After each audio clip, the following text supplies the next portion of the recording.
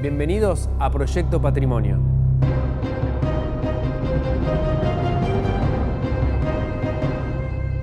Nuestro trabajo es hacer un relevamiento de algunas ciudades de Sudamérica que se distinguen por tener una identidad muy definida. Entendemos a la ciudad como una estructura donde cada elemento se transforma en una pieza clave en la puesta en marcha del sistema. Las obras patrimoniales, con sus rasgos únicos, son también la ciudad que las vio nacer. Nuestro objetivo es poner en contexto ese patrimonio, la ciudad como un mapa que no solo reconoce su patrimonio, sino que también lo explica y lo integra.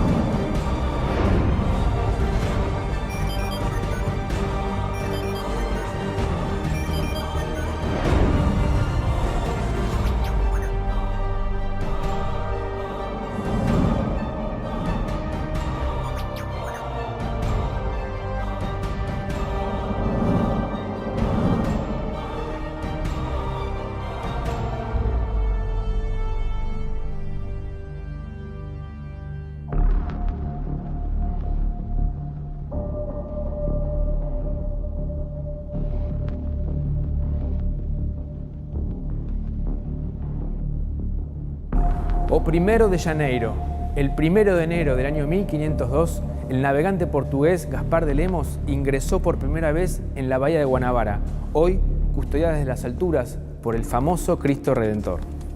En el idioma portugués de la época también se llamaba a las bahías como rías o ríos, por lo cual Gaspar de Lemos, en honor a la fecha en que había llegado, nombró a esta bahía como Río de Janeiro. Años más tarde, en 1565, se funda San Sebastián de Río de Janeiro, en homenaje al rey Sebastián I de Portugal. Esta ciudad será la capital del Brasil colonial a partir del año 1763. Entre 1808 y 1822 fue la capital de facto de Portugal, puesto que la corte portuguesa se ha trasladado a sus posesiones en América. Luego será la capital del Imperio de Brasil y más tarde la capital de la República hasta 1960, cuando es reemplazada por Brasilia.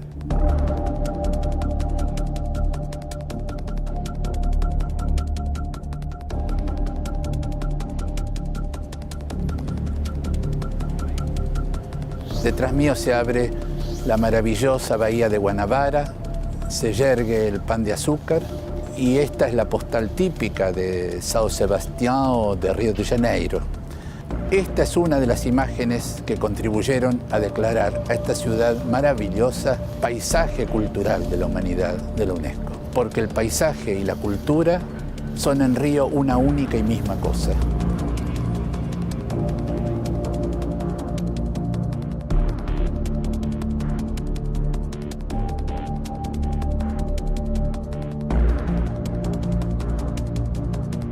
Si hay un sitio en el mundo que desborda el concepto de patrimonio material y demuestra la necesidad de hablar de patrimonio inmaterial, es Río de Janeiro. No por menospreciar su conjunto arquitectónico, pero sí hay algo que se respira por las calles de Botafogo, Copacabana o Ipanema, es la identidad carioca. El epicentro identitario de un país maravilloso que, si bien estacha en carnaval, transpira sensualidad y carisma todo el año.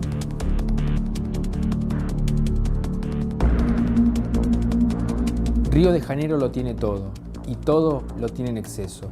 Un paisaje impenetrable, originalmente curvo en sus cimas, imponente en la escala del tamaño de las especies naturales que la visten, laberínticamente serpenteante en su traza urbana, plásticamente exuberante en los cuerpos casi desnudos que la transitan, rítmicamente contagiosa en la música que la hace danzar. Porque si algo define a Río es la exuberancia. Desde su fundación colonial, Río de Janeiro hizo de la exuberancia un culto. La visita al patrimonio arquitectónico de la ciudad de Río de Janeiro comienza acá, en el atrio del monasterio de São Bento. Los invito a visitar una de las alhajas del barroco luso-brasileño.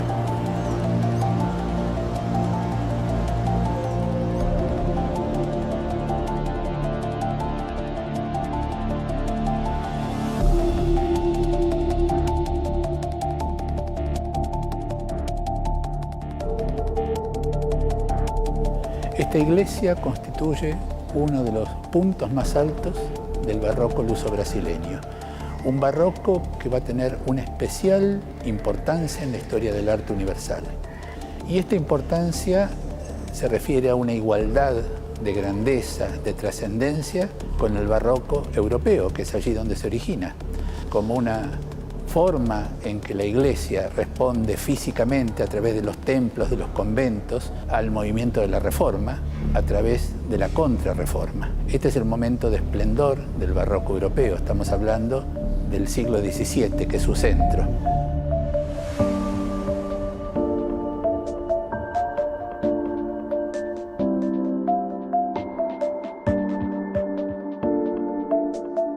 Na segunda metade do século XVII, a construção ficou ao encargo de Frei Bernardo de São Bento.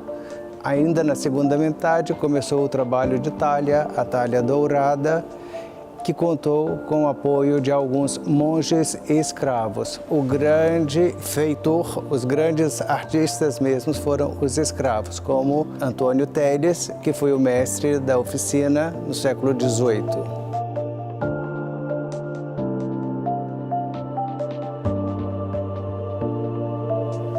¿Y cuáles son las características que otorga el barroco a los templos en los cuales se manifiesta?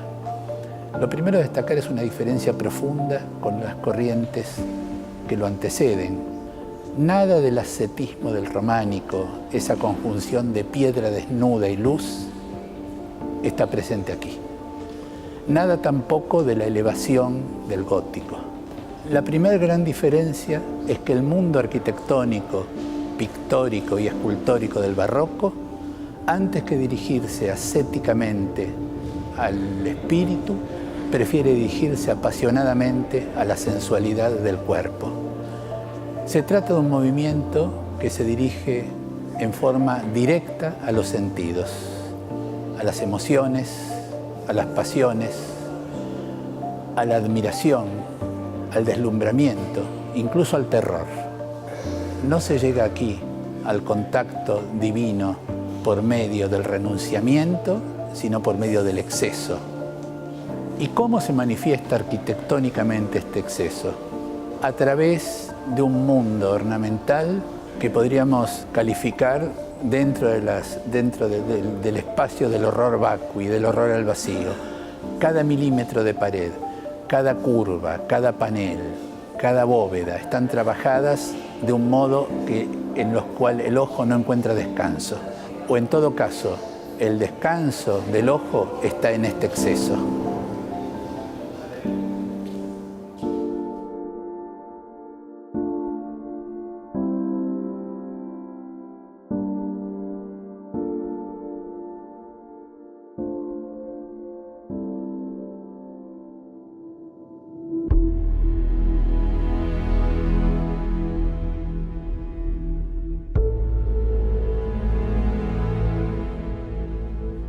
Y del exceso barroco religioso del Brasil colonial, pasamos a la exuberancia de un teatro de ópera a la italiana que una ciudad opulenta, que fue la capital de un imperio, se merecía.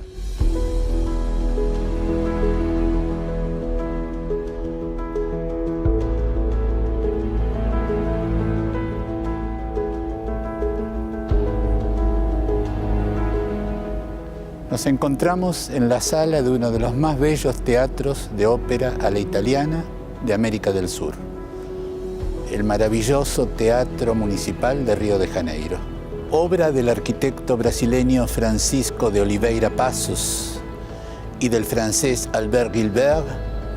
Tomó como modelo e inspiración el Teatro de la Ópera de París de Charles Garnier, hoy conocido como Ópera Garnier. Fundamentalmente en su exterior.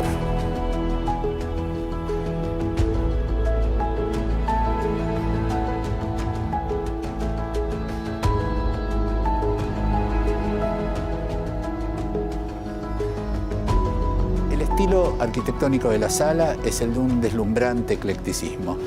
Esta manera arquitectónica que se va a instalar fundamentalmente a partir de la segunda mitad del siglo XIX y que va a alcanzar a principios del XX, que es el periodo en que el teatro se inaugura. Esta sala magnífica alcanza su punto más alto en las maravillosas pinturas del plafón del artista Eliseo Visconti. Las pinturas de Visconti tienen una fuerte carga de lo que se conoció como movimiento modernista o modernismo, que están ligadas fundamentalmente a las corrientes de renovación, como la que se daba en el caso de Francia y de Bélgica bajo el nombre de Art Nouveau. Son pinturas que toman toda una serie de gamas de celestes y rosas pastel y le otorgan una personalidad indiscutible a la sala del Teatro Municipal.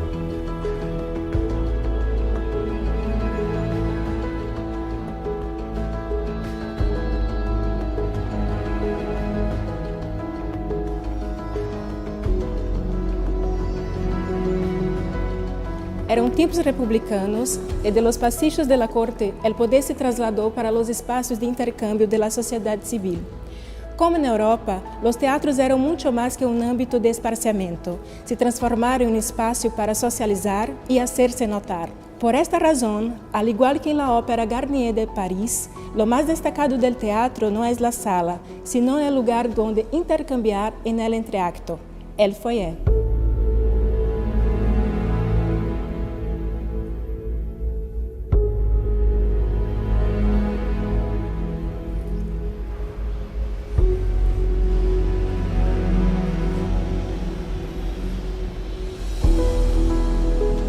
Uno de los espacios del teatro en que la relación con la Ópera de París se hace más visible es el gran foyer de acceso.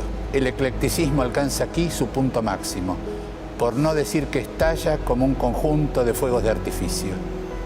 Mármoles blancos de Carrara, mármoles preciosos de diversos colores y de diversas procedencias, mosaicos venecianos, bronces primorosamente trabajados, iluminarias francamente conectadas con la corriente Art Nouveau, marcan una línea estética inconfundible en este gran foyer.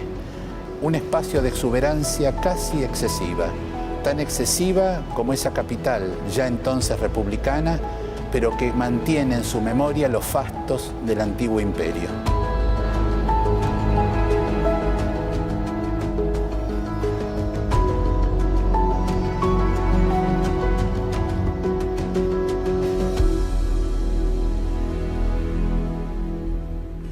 La naturaleza brota y hace estallar la traza urbana de Río de Janeiro. La exuberancia de su entorno y la caída abrupta de sus morros sobre el mar hacen del carioca un ser tan urbano como natural. Río es una ciudad insolente con el poderío de la naturaleza en su versión más recargada y de alguna manera más barroca. Y así como la pasión del barroco exagera la curva y la hace movimiento, la sensualidad de las curvas de Río engendraron a uno de sus hijos más notables, Oscar Niemeyer, un artista de la arquitectura que hizo de la modernidad una curva sensual, integrada e inolvidable.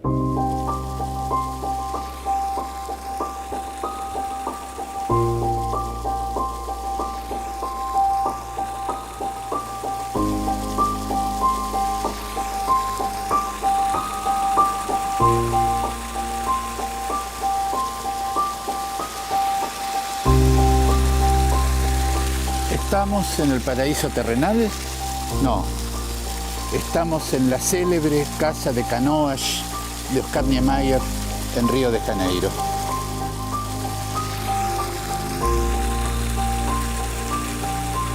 Situada en la Estrada das Canoas, en São Conrado, en Río de Janeiro, es una de las casas modernas más célebres del mundo. Y cuando digo más célebres, estoy diciendo al mismo tiempo más espléndidas, más memorables, más grandes en todos los sentidos, no en el tamaño, sino en su trascendencia.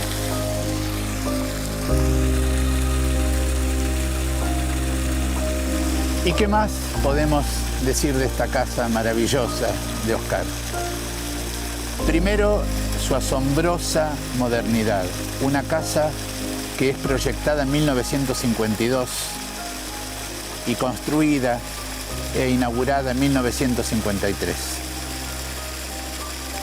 Una casa además que plantea una revolución dentro de la revolución general de la arquitectura moderna, no solamente brasileña, ni solamente sudamericana, sino internacional.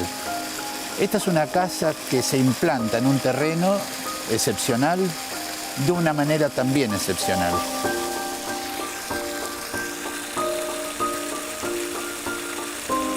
Todo lo que Oscar encuentra aquí lo utiliza sabiamente y lo utiliza sobre todo respetuosamente.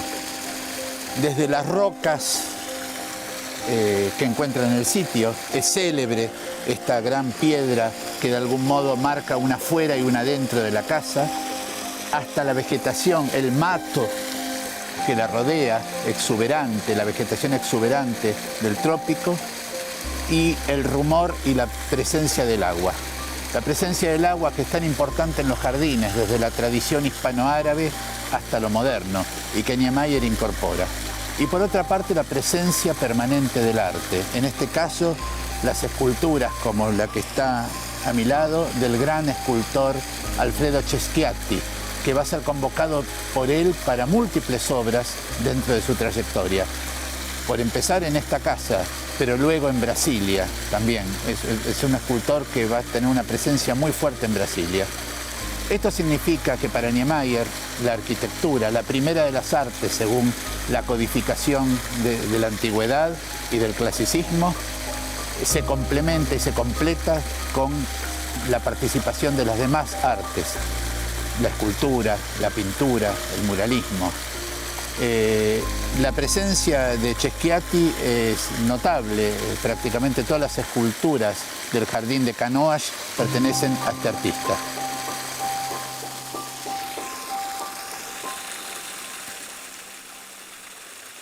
En un primer momento, la arquitectura moderna seguía la tradición desarrollada fundamentalmente por Le Corbusier, determinada por la tabula rasa, es decir, arrasar.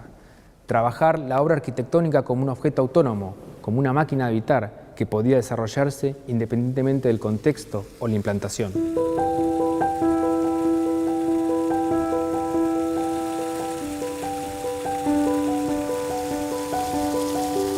Niemeyer, siendo un hombre que tiene esa formación y que de algún modo reconoció siempre la grandeza de Le Corbusier y su influencia en su obra, se permite otras libertades. Esta es la primera diferencia entre un mero copista, como ha habido tantos en nuestros países, y un hombre con genio propio, con un genio además que tiene que ver con la cultura de su propio país.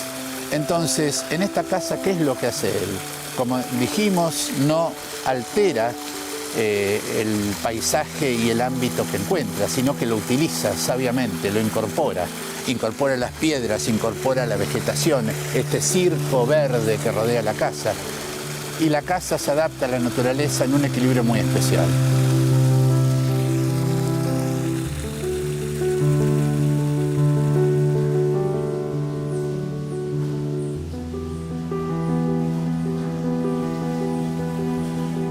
Nos encontramos en el espacio interior de la casa de Oscar, la sala y el comedor.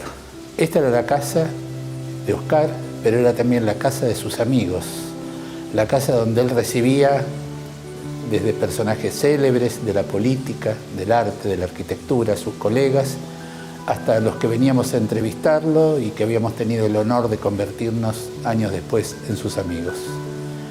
Y este espacio interior, con su transparencia, con su conexión directa con la naturaleza, muestra al mismo tiempo la belleza y la simplicidad que esta casa tiene. Una casa engarzada como un diamante en medio del verde del mato de São Conrado.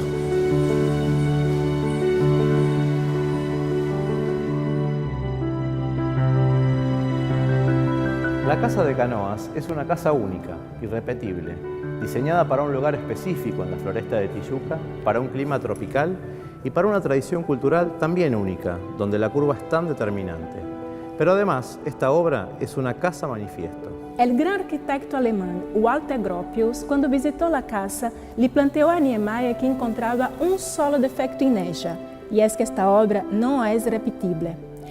Esta idea de la seriación es una clave de la modernidad europea y Gropius la había desarrollado durante su actuación como maestra en la escuela de la Bauhaus en Alemania.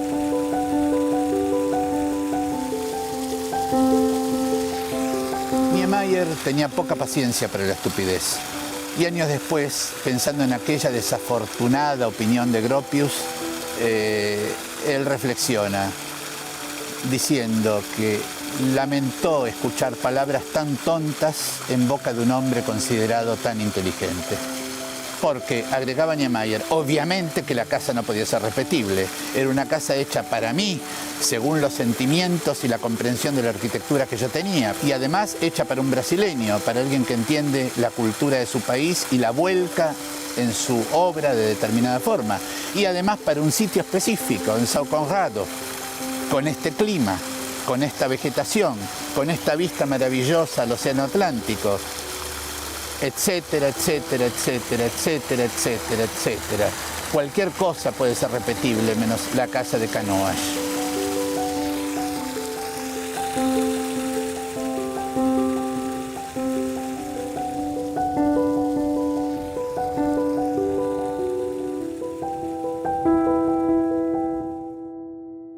Oscar Niemeyer tuvo una larga y productiva vida.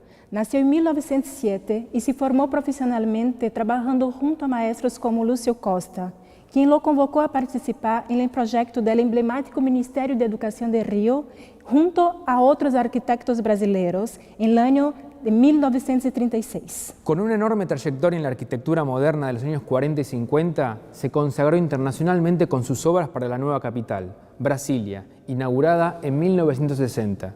Pero siguió trabajando prácticamente hasta el final de su vida, en el 2012, con lo cual también dejó un gran legado para la arquitectura contemporánea brasilera.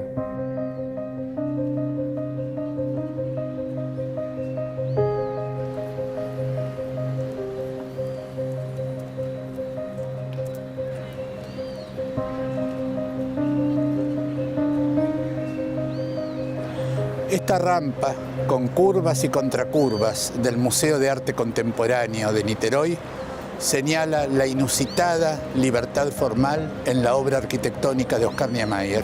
Nadie como él llegará tan lejos. Y esta libre interpretación, esta libérrima interpretación de aquello que Le Corbusier llamaba la promenade architecturale, o sea, el paseo arquitectónico, encuentra un nuevo destino, encuentra una nueva formulación y sobre todo se desata de todo límite. La frescura con que Oscar Niemeyer afronta este desafío, la libertad formal, la ligereza de las formas, la contraposición de curvas contra curvas y en medio de ellas, como una flor que estalla el cuerpo del museo, no encuentran parangón en otras arquitecturas modernas contemporáneas. Nuevamente aquí, como en toda su obra, es el hormigón armado el que le presta la plasticidad necesaria para concretar sus ideas. Él lleva hasta el extremo las posibilidades técnicas de este material. Las estira, las alarga, las lleva hasta el límite de lo imposible. Pero no hay nada imposible para Oscar Niemeyer. Su arquitectura es un desafío de lo posible. Su arquitectura está lanzada hacia un futuro que todavía no ha llegado.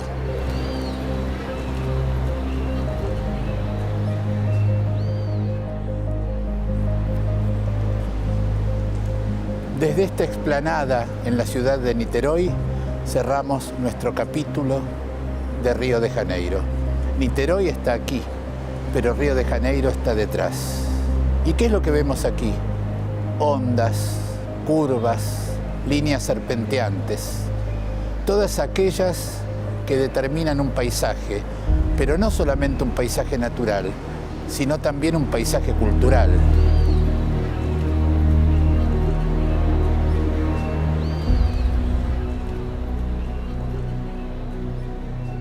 Porque desde aquel 1 de enero, o 1 de janeiro que el portugués cruzó la bahía, Río de Janeiro ha sido conocida en el mundo entero por su voluptuosidad y su clima abrasador.